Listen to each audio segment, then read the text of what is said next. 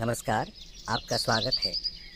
दर्शकों, गरुड़ पुराण के धर्मकांड के प्रेत कल्प में मृत व्यक्ति की ऐसी 3 वस्तुओं के विषय में वर्णन किया गया है जिनका उपयोग कभी नहीं करना चाहिए, अन्यथा भयंकर यातनाएं सहन करनी पड़ती हैं और अनेक प्रकार की हानि होती है। इसलिए प्रत्येक बुद्धिमान व्यक्ति को इन वस्तुओं के विषय में अवश्य जान लेना चाहिए। श्री कृष्ण ने गरुड़ जी को अत्यंत ज्ञानवर्धक जानकारी दी है। इसे सुनने से आपके भी ज्ञान में वृद्धि होगी, इसलिए आप इस वीडियो को पूरा अवश्य देखें, क्योंकि आधा अधूरा ज्ञान घातक होता है। तो चलिए शुरू करते हैं। दोस्तों, एक बार गरुड़ जी, जो भगवान विष्णु के वाहन हैं, वे अपने मन में शंका लेकर भगवान श्री कृष्ण के पास द्वारका में आते हैं।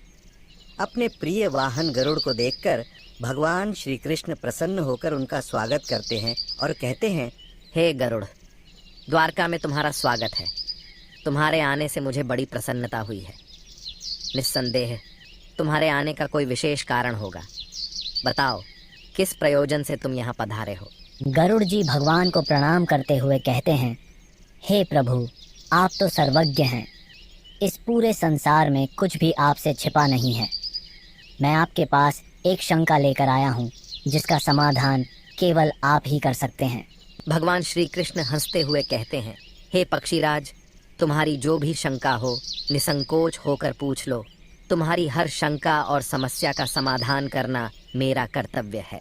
गरुड़ जी गंभीर स्वर में कहते हैं, हे प्रभु, मेरा प्रश्न यह है कि जब कोई जीव मृत्यु को प्राप्त होता है तब वह अपने साथ क्या क्या चीजें लेकर जाता है, और मृत्यु के बाद उस प्राणी से जुड़ी कौन कौन सी वस्तुओं का उपयोग अन्य लोगों को नहीं करना चाहिए। भगवान श्री कृष्ण ने विचारपूर्ण स्वर में कहा, गरुड़, तुम्हारा प्रश्न अत्यंत महत्वपूर्ण है। इस संसार में जो जन्म लेता है उसकी मृत्यु निश्चित होती है। मनुष्य इस संसार में खाली हाथ अवश्य आता है, किंतु जब उसकी मृत्यु होती है तो वह अपने साथ 5 चीजें लेकर जाता है। और यह भी सत्य है कि जीवित मनुष्य को मरे हुए व्यक्ति की 3 चीजों का उपयोग कभी नहीं करना चाहिए। तुम्हारे इन दोनों प्रश्नों का उत्तर देने से पूर्व मैं एक ब्राह्मण और 5 प्रेतों की कथा सुनाता हूँ, जिससे तुम्हारे सभी प्रश्नों का समाधान हो जाएगा। इस कथा को ध्यान से सुनना, क्योंकि इसके माध्यम से मानव जीवन के गूढ़ रहस्यों को समझा जा सकता है। इस कथा का श्रवण करने पर मनुष्य के कोटि कोटि पाप नष्ट होते हैं, इसलिए इस कथा का तुम प्रचार करो। गरुड़ जी ने श्रद्धा से कहा, हे प्रभु, मैं ध्यान पूर्वक आपकी कथा सुनने के लिए तैयार हूँ। कृपया मुझे वह पवित्र कथा सुनाएं। फिर भगवान श्री कृष्ण ने गरुड़ जी को वह कथा सुनानी शुरू की। हे गरुड़, एक समय की बात है। मध्य देश में देव शर्मा नाम का एक गरीब ब्राह्मण रहता था।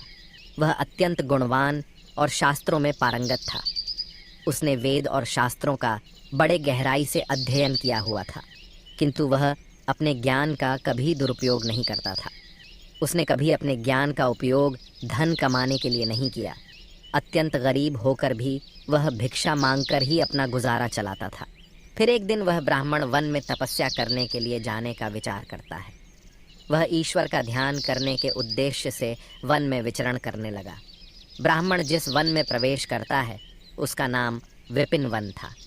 यह वन अत्यंत भयानक और डरावना था, जिसके बारे में दूर दूर तक लोग चर्चा किया करते थे। इस वन में प्रवेश करने की हिम्मत बहुत कम लोग कर पाते थे, क्योंकि वहाँ का वातावरण ही भय से भरपूर था। विपिन वन में ऊंचे ऊंचे पेड़ थे, जिनकी शाखाएं इतनी घनी थीं कि सूर्य की किरणें भी नीचे तक नहीं पहुंच पाती थीं। इनमें से कुछ पेड़ प्राचीन काल से खड़े थे, जैसे महावृक्ष, जिनकी विशाल जड़ें जमीन से बाहर निकलकर हर दिशा में फैली हुई थीं। वहाँ पर वट वृक्ष और अश्वत्थ जैसे वृक्षों की भरमार थी, जो अपने नीचे किसी को भी दबा सकते थे। इस भयंकर वन में मांडव और शमी जैसे पेड़ भी थे, जिनके पास से गुजरते हुए लोगों के रोंगटे खड़े हो जाते थे। इन वृक्षों की शाखाएं मुड़ी तुड़ी और विकृत थीं, और उन पर अक्सर अजीब से जीव लटके रहते थे। वहाँ उगने वाले पौधे भी डरावने थे। विषकांता और मंजिष्ठा जैसे जहरीले बेलों ने पूरे वन को अपने शिकंजे में लिया हुआ था। जंगल में हर तरफ कंटीली झाड़ियाँ उगी हुई थीं, जो घुसने वालों को चोट पहुंचाने के लिए तैयार रहती थीं। इस वन में विचरण करने वाले पशु पक्षी भी साधारण नहीं थे। यहाँ काले पंखों वाले उल्लू दिन में भी विचरण करते थे, जिनकी भयानक आवाज़ें हवा में गूंजती थीं। जंगली भेड़िए अपने शिकार की तलाश में हमेशा घूमते रहते थे और उनकी आंखें अंधकार में चमकती थीं। काले धब्बों वाले तेंदुए और हिंसक भालू भी यहाँ आम थे। पक्षियों में शकुनी नामक गिद्ध और काली मैना पेड़ों पर बैठे दूर से आए लोगों को आतंकित करते थे। विपिन वन का सारा वातावरण ही अत्यंत रहस्यमय और डरावना था, जहाँ हर कदम पर मृत्यु का भय मंडराता रहता था। और चलते चलते वह एक अत्यंत प्राचीन वृक्ष के पास पहुँच जाता है। वह देखता है कि उस वृक्ष के नीचे 5 पिशाच खड़े हुए हैं। वे सभी पिशाच उस जंगल से गुजरने वाले मनुष्यों का भक्षण करते थे। कोई भी मनुष्य उस मार्ग से जाता तो वे उसे पकड़कर खा लिया करते थे। पिशाच होने के कारण उनके अंदर धर्म का कोई अंश नहीं था। वे अत्यंत पापी और दुराचारी थे। वे किसी पर भी कभी दया नहीं करते थे। जब वह ब्राह्मण उस वृक्ष के पास आता है तो वे पिशाच एक दूसरे से कहने लगते हैं, अरे वाह, देखो भाई, हमारे लिए आज ताज़ा ताज़ा भोजन आ रहा है। सबसे पहले मैं ही इस ब्राह्मण को खाऊंगा। इसका मांस तो कितना स्वादिष्ट होगा। यह ब्राह्मण केवल सात्विक भोजन ग्रहण करता होगा, इसलिए इसके शरीर में किसी भी प्रकार के रोग नहीं होंगे, कोई कीड़े और कृमि भी नहीं होंगे। इसका मांस खाने में बड़ा आनंद आएगा। हाँ हाँ हाँ हाँ। दूसरा पिशाच कहता है, इस ब्राह्मण का भक्षण तो मैं ही करूंगा। आज कई दिनों के पश्चात शिकार हाथ लगा है।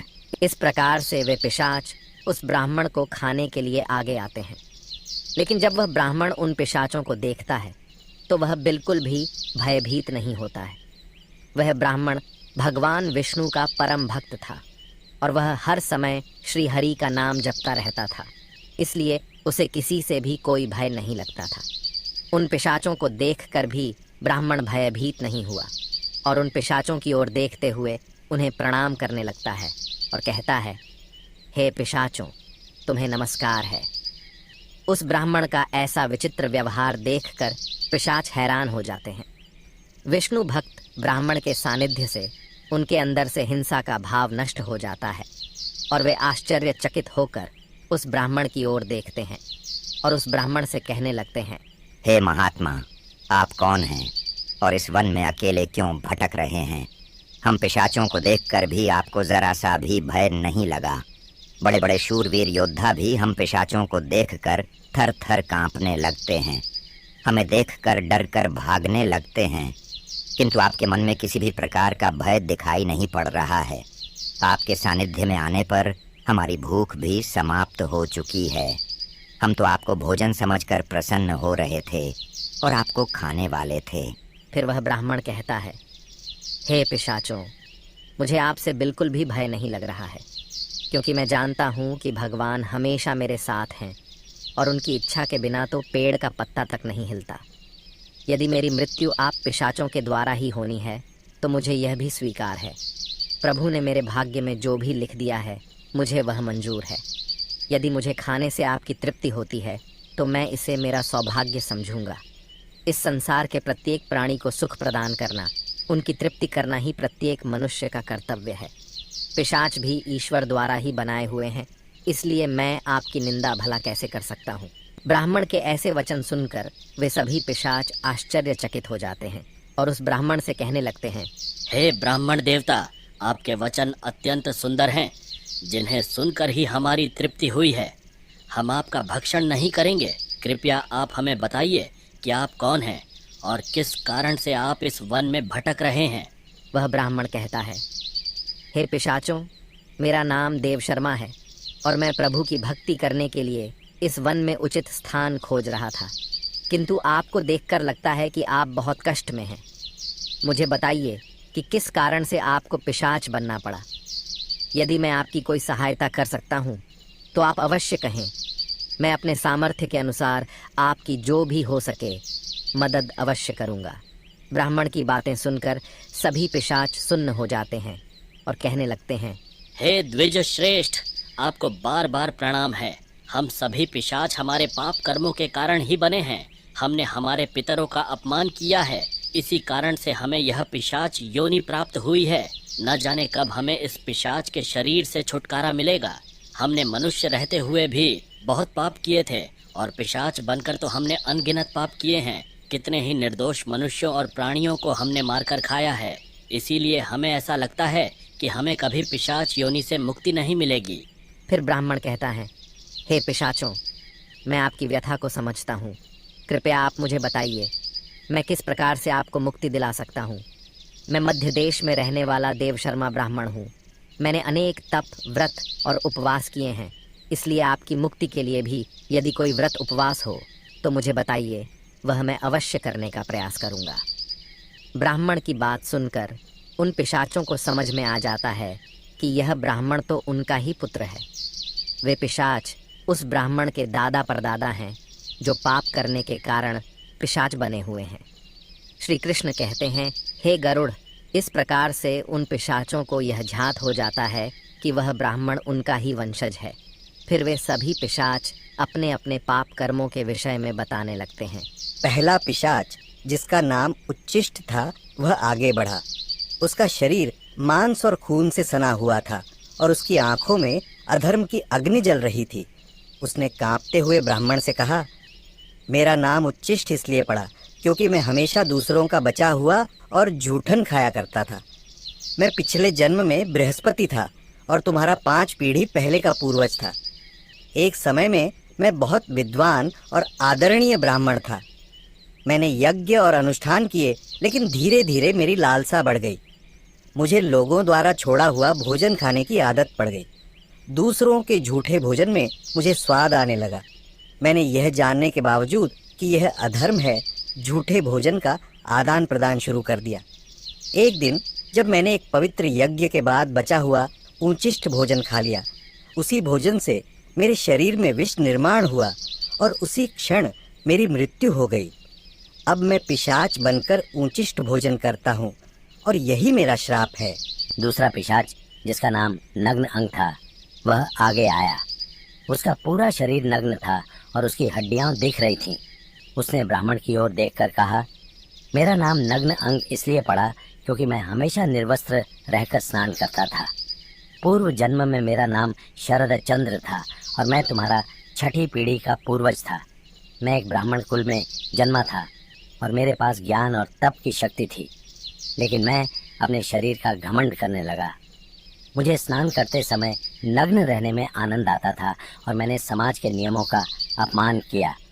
मैं इसे स्वाभाविक मानता था, परंतु यह अधर्म था। एक दिन जब मैं नगर के तालाब में नग्न होकर स्नान कर रहा था, तभी जल देवता ने मुझे श्राप दिया कि मैं अपने घमंड के कारण पिशाच योनि को प्राप्त करूंगा। मेरी मृत्यु भी उसी तालाब में डूबने से हुई। अब मैं पिशाच हूँ और मेरा शरीर हमेशा नग्न रहेगा, जैसे मैंने अपने ब्राह्मण धर्म का अपमान किया था। तीसरा पिशाच, जिसका नाम शव वस्त्र था, उसके शरीर पर मृत लोगों के फटे हुए कपड़े लिपटे हुए थे। उसकी आवाज में दर्द था। उसने कहा, मैं इस योनि में इसीलिए हूँ क्योंकि मैंने हमेशा मृत व्यक्तियों के कपड़े चुराए। पिछले जन्म में मेरा नाम अच्युतानंद था। मैं तुम्हारे पूर्वजों में से था और एक आदरणीय ब्राह्मण कुल से संबंध रखता था, लेकिन मेरे मन में लोभ बढ़ गया था। मैं श्मशान भूमि पर जाकर मृतकों के वस्त्र चुराता और उन्हें बेचता था। मरे हुए लोगों के वस्त्र पहनकर मुझे सुख की अनुभूति होती थी। मेरे इस अधर्म को देखकर देवताओं ने मुझे श्राप दिया कि मेरी मृत्यु भी श्मशान में होगी और मैं पिशाच बनकर हमेशा शवों के वस्त्र पहनूंगा। मेरी मृत्यु श्मशान में ही हुई, जहां एक भयंकर पिशाच ने मुझे मार दिया। अब मुझे मृतकों के वस्त्र पहनने का श्राप मिला है। चौथा पिशाच, जिसका नाम अशौच था, उसकी उपस्थिति इतनी गंदी और बदबूदार थी कि ब्राह्मण को सांस लेना कठिन हो गया। अशौच ने कहा, मेरा नाम अशौच इसलिए पड़ा क्योंकि मैंने हमेशा अपवित्र और गंदी चीज़ों में खुद को लिप्त रखा। मैं पिछले जन्म में धर्मराज था और तुम्हारा पूर्वज था। मेरे जीवन में शुद्धता का कोई स्थान नहीं था। ब्राह्मण होते हुए भी मैंने अपवित्रता में जीवन बिताया। मैंने कभी अपने तन और मन की शुद्धता का ध्यान नहीं रखा। गंदे वस्त्र पहने और अपवित्र स्थानों पर रहा। मैं स्नान नहीं करता था और यह सब जानकर भी मैंने धर्म के नियमों का पालन नहीं किया। मेरे इस पाप के कारण देवताओं ने मुझे श्राप दिया कि मैं अशुद्धता में लिप्त रहकर ही इस पिशाच योनि में भटकूं। मेरी मृत्यु एक गंदे तालाब में डूबकर हुई। अब मैं इस पिशाच योनि में हूँ, जहाँ मैं हमेशा अपवित्रता से घिरा रहता हूँ। अंत में 5वां पिशाच क्रव्याहारी था। उसका मुख रक्त से लथपथ था और उसके हाथों में मांस के टुकड़े थे। उसने भयावह हंसी के साथ ब्राह्मण से कहा, मैं क्रव्याहारी हूँ क्योंकि मैं मांस और रक्त का लोभी था।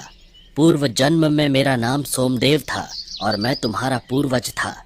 मैंने ब्राह्मण होते हुए भी हिंसा और क्रूरता का जीवन अपनाया। मुझे मांसाहार और हत्या में आनंद आता था। मैंने कई निर्दोष प्राणियों का खून बहाया और उनका मांस खाया। मैंने अपने परिवार और समाज की मर्यादाओं का उल्लंघन किया। मेरे इस अधर्म के कारण मेरी मृत्यु एक मांसाहारी भोज के दौरान हुई, जब मैंने एक गाय का मांस खाया। देवताओं ने मुझे श्राप दिया कि मैं इस पिशाच योनि में आकर रक्त और मांस का लोभी बनूंगा। अब मैं हमेशा क्रव्याहारी बना हुआ हूँ। इस प्रकार से वे पिशाच कहते हैं, हे वत्स, हम हमेशा ही उच्चिष्ट वस्त्र पहनते थे। गंदे मैले वस्त्र पहनकर ही भोजन, पूजा पाठ आदि कार्य किया करते थे। हमने हमेशा ही उच्चिष्ट भोजन ही ग्रहण किया है। इसी कारण से हमारी यह दुर्गति हुई है।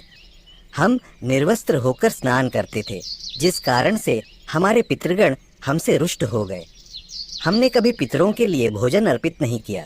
इसी कारण से हमें मृत्यु के पश्चात प्रेत बनना पड़ा। फिर वे पिशाच कहते हैं, हे वत्स, तुम तुम्हारे ही वंश से हो।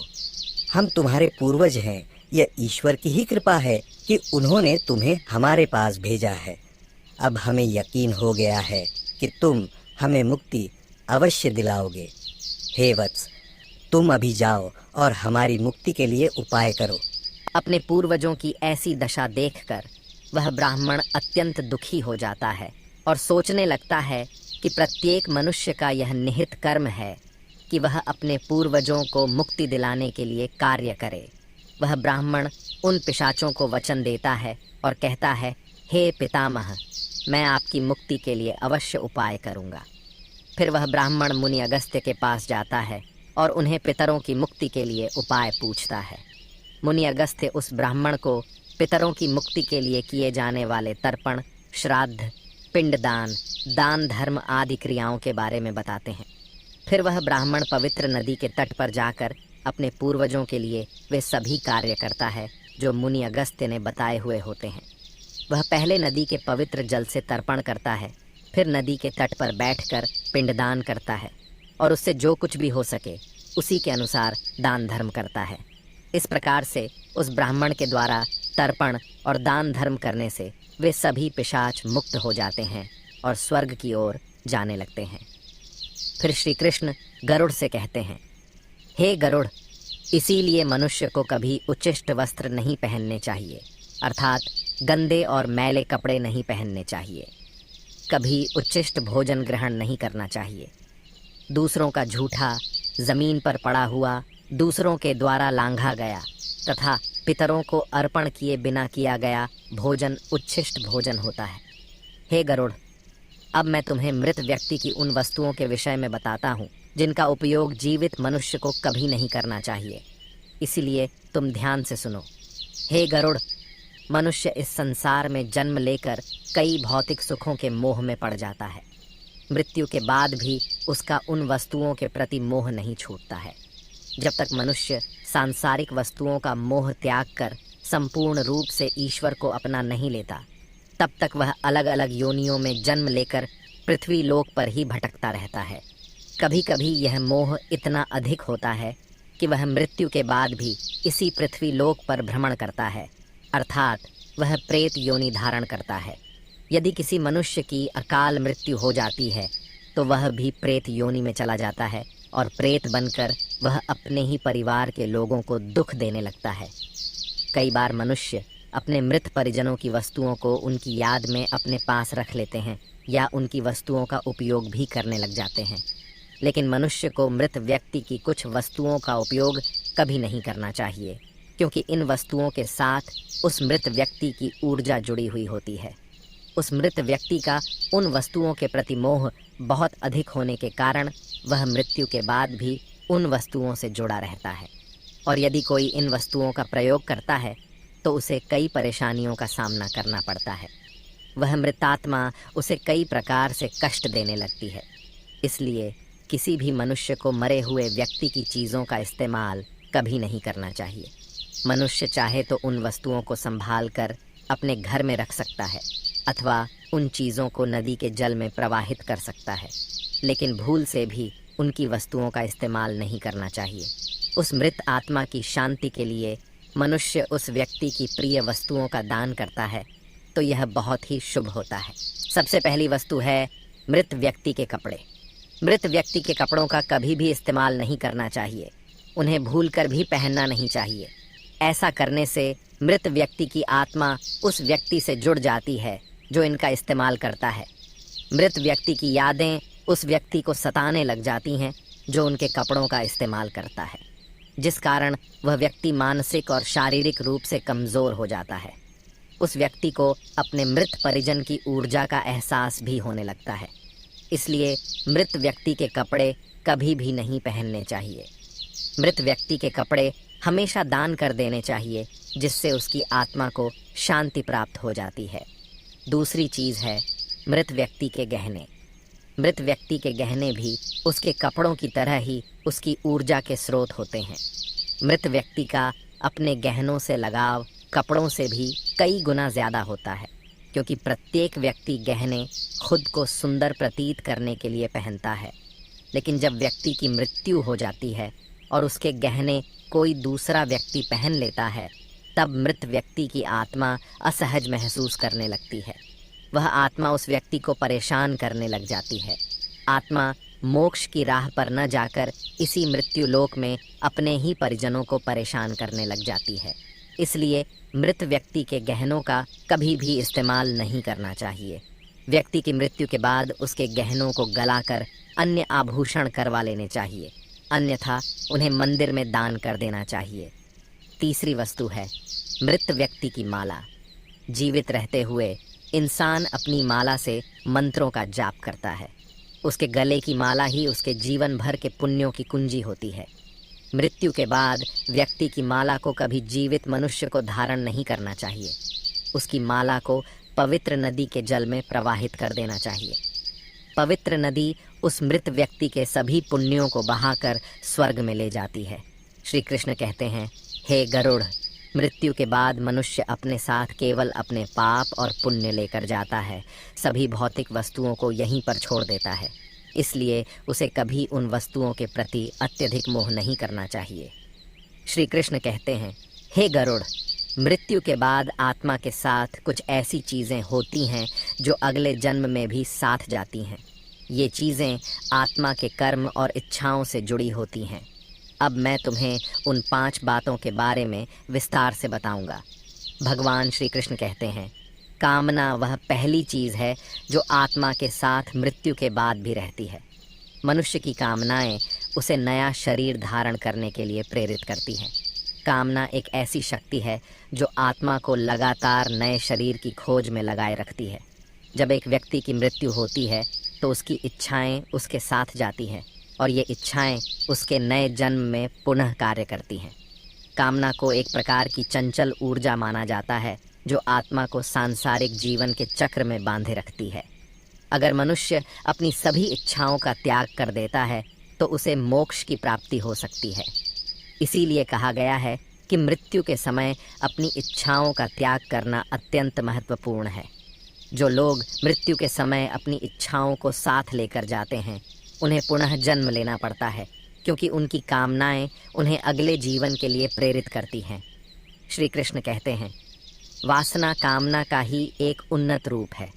वासना वह है जो मनुष्य को इंद्रियों के सुख और भोग की ओर आकर्षित करती है।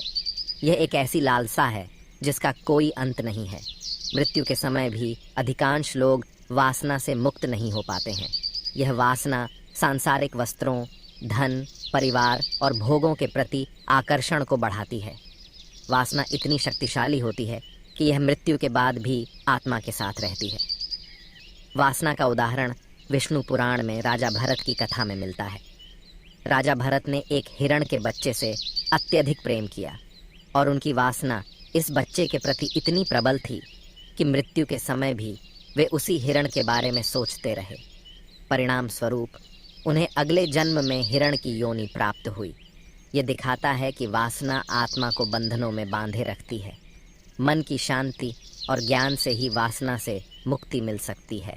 श्री कृष्ण आगे कहते हैं, कर्म मनुष्य की सबसे महत्वपूर्ण धरोहर है जो उसके साथ मृत्यु के बाद भी जाती है। मनुष्य जीवन में जो भी कार्य करता है, अच्छे या बुरे, वे कर्म उसके अगले जन्म में फल देते हैं। मृत्यु के समय आत्मा द्वारा किए गए सारे कर्मों का लेखा जोखा होता है। अगर किसी व्यक्ति ने अच्छे कर्म किए हैं तो उसे परलोक में सुख और शांति मिलती है और अगले जन्म में भी उसे समृद्धि प्राप्त होती है।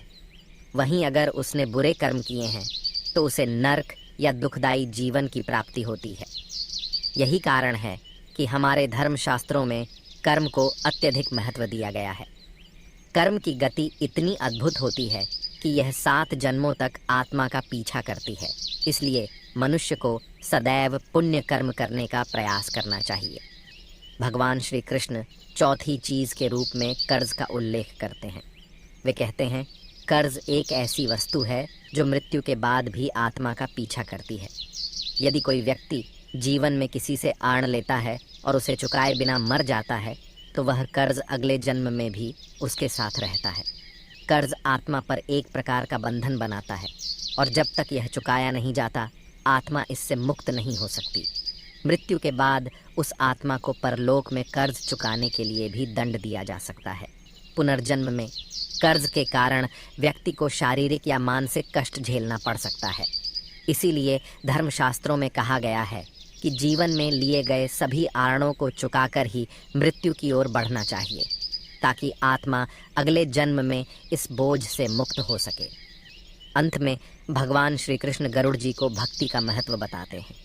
वे कहते हैं, भक्ति वह पवित्र मार्ग है जो आत्मा को ईश्वर से जोड़ता है।